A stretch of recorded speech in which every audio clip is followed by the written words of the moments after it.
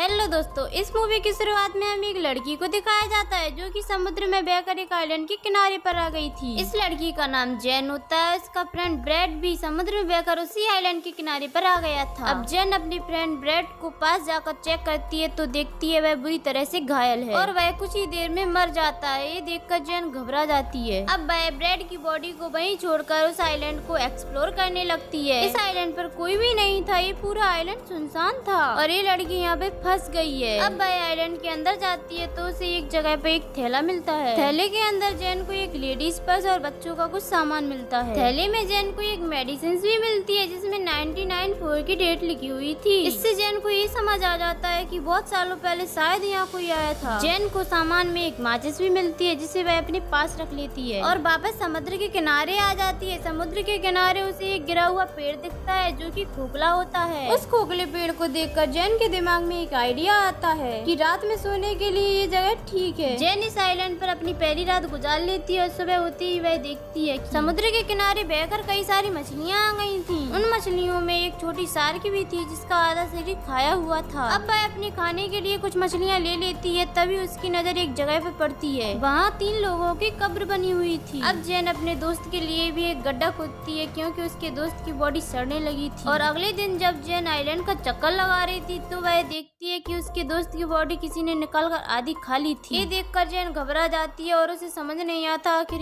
किया किसने है। उसे ऐसा लग रहा था कि शायद ये काम किसी जानवर का है जो कि इस आइलैंड पर रहता है, इसलिए वह एक लकड़ी को नुकीला करके अपने लिए हथियार बना लेती है और आइलैंड के बाहर बैठकर उस जानवर के आने का इंतजार करने लगती है। अब बहुत रात हो जाती है और जैन को नींद आने लगती है, लेकिन अभी तक वो जानवर यहाँ नहीं आया था। और सुबह जब जैन की आँख खुलती है तो उसे समुद्र में एक सूटकेस दिखाई देता है। अब जैन सूटकेस को लेने की सोचती है और अब वह समुद्र में जाकर उस सूटकेस को ले लेती है। जब वह सूटकेस को ले रही होती है तभी उसे समुद्र में नीचे कुछ महसूस होता है। जब वह नीचे जाकर देखती है तो वहाँ बहुत बड़ा होल होता है। होल को देखकर वह हैरान हो जाती है। अब जैन समुद्र से निकलकर सूटकेस को खोलती है। इसमें जैन को कुछ कपड़े और जूते मिलते हैं। जैन उन कपड़ों और जूते को पहन लेती है और जब रात होती है तो जैन उस सामान को चेक करती है। जैन को उस सामान में कुछ फोटो मिलती है जिन्हें देखकर जैन समझ जाती है कि यहाँ कोई फैमिली छुट्टियाँ मनाने आई थी। इसमें एक कपल और उनके 2 बच्चे थे। तभी जैन के ऊपर से एक प्लेन गुजरता है जिसे देखकर वह अपनी फ्लेयर गन चलाती है, लेकिन इसका कोई फायदा नहीं होता क्योंकि जब तक प्लेन जा चुका था। जब फ्लेयर गन की बुलेट नीचे आ रही होती है तब उसे उसकी रोशनी में कोई क्रीचर दिखाई देता है। क्रीचर को देखकर जैन बहुत घबरा जाती है और वह आइलैंड की ओर दौड़ने लगती है और एक जगह पर छिप जाती है। वह क्रीचर आइलैंड पर आकर जैन को ढूंढने लगता है जिससे जैन और ज्यादा घबरा जाती है, लेकिन कैसे भी करके वह रात गुजर जाती है। सुबह होते ही जैन उन फोटोज को दोबारा देखती है जिसमें से एक फोटो में उसे 2 चमकती हुई आंखें दिखाई देती हैं। जैन आंखों को देखकर समझ जाती है ये वही क्रीचर की आंखें हैं जो कि मुझे रात में दिखा था और शायद इसी क्रीचर ने इस फैमिली को मारा होगा। अब जैन और ज्यादा घबरा जाती है। वह कैसे भी करके इस आइलैंड से निकलना चाहती थी। अब जैन उस सूटकेस को खोलती है और उसमें अपनी लाइफ जैकेट डाल देती है। जैन सूटकेस में बैठकर यहाँ से निकलना चाहती थी, लेकिन सूटकेस पलट जाता है। जैन का ये प्लान फेल हो जाता है, इसलिए वह आइलैंड पर वापस आ जाती है। जैन क्रीचर से बचने के लिए एक जगह ढूंढती है, तभी उसे वह खोखला पेड़ दिखाई देता है। जैन आज रात उसी में सोने का सोचती है। रात होते ही क्रीचर वहाँ आ जाता है। क्रीचर को पता चल जाता है कि जैन खोखले पेड़ में छिपी हुई है। क्रीचर उस पेड़ को तोड़ने की बहुत कोशिश करता है, लेकिन वह पेड़ नहीं टूटता और थक हार कर क्रीचर वहाँ से चला जाता है। सुबह होती ही जैन उस खोखले पेड़ से बाहर निकलती है। वह देखती है कि वह पेड़ बहुत डैमेज हो गया है। अब जैन क्रीचर से बचने के लिए एक प्लान बनाती है। जैन समुद्र से बड़ी मछलियाँ पकड़कर एक पेड़ पर टांग देती है। जैन का प्लान ये था कि अगर क्रीचर यहाँ आएगा तो वह मछलियाँ खाकर ही चला जाएगा, जिससे उसकी जान बच जाएगी। जैन का प्लान काम कर गया। वह सुबह उठकर देखती है तो उस पेड़ पर मछलियाँ नहीं होती हैं। अचानक जैन की नजर समुद्र में पड़ती है। वह देखती है कि किसी की बॉडी समुद्र के किनारे बहकर आ गई है। वह बॉडी के पास जाकर चेक करती है तो उसे पता चलता है कि बॉडी काफी सड़ चुकी है। बॉडी को देखकर जैन के दिमाग में एक आइडिया आता है। वह उस बॉडी को उसी पेड़ पर लटका देती है, जिससे क्रीचर उस बॉडी को खाकर चला जाएगा और उसकी जान फिर से बच जाएगी। जैन का यहाँ रहना बहुत ही मुश्किल हो गया था। आज रात के लिए वह यहाँ पर गड्ढा खोदती है। रात होते ही क्रीचर वहाँ आता है। जैन पहली बार उस क्रीचर को देखती है। जैन क्रीचर को देखकर बहुत घबरा जाती है क्योंकि वह बहुत ही डरावना होता है। क्रीचर यहाँ आकर उस बॉडी को खा जाता है। तभी जैन को अपने पास से किसी की आवाज आती है और जब जैन देखती है तो उसे क्रीचर के पैर दिखाई देते हैं। जैन बहुत ज्यादा घबरा जाती है, लेकिन किसी तरह वह अपने आप को कंट्रोल कर लेती है। सुबह उठते उठते ही जैन अपने लिए सेफ जगह तैयार करती है। जैन ने उस क्रीचर की हाइट देख ली थी, इसलिए वह अपने लिए पेड़ पर एक झूला तैयार करती है। इसके बाद वह झूले में जाकर बैठ जाती है।